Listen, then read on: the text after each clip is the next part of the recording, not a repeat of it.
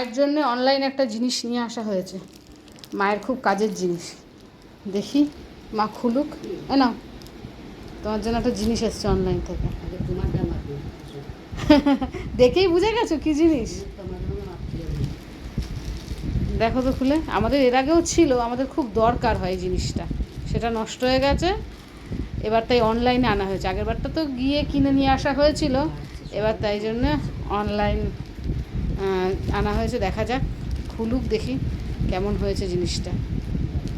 ওপাশ দিয়ে খোলো, হ্যাঁ, তারপরে কাটবে, আস্তে আস্তে খোলো।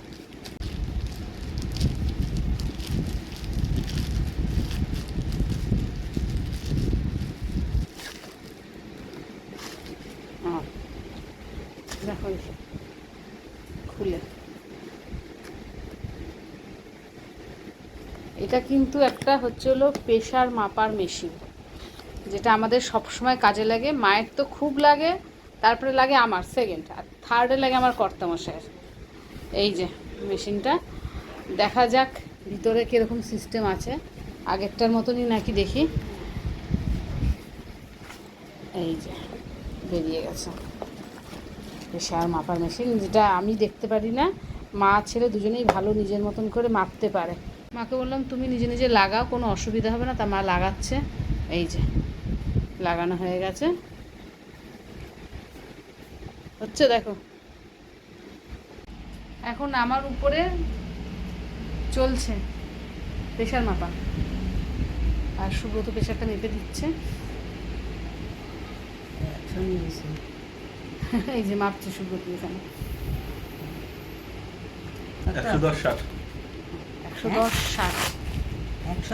110/60 না, জিনিসটা ঠিক আছে তাহলে, তাই তো?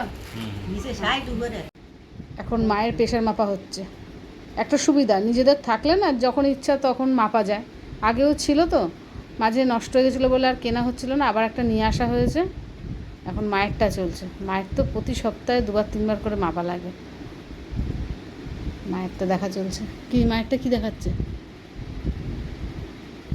মার তো প্রেশার হাই থাকে, 120/50। মায়ের 120 আর 50। শান্তি হয়েছে। এবার ঘন ঘন প্রেশার মেপো। 120/50।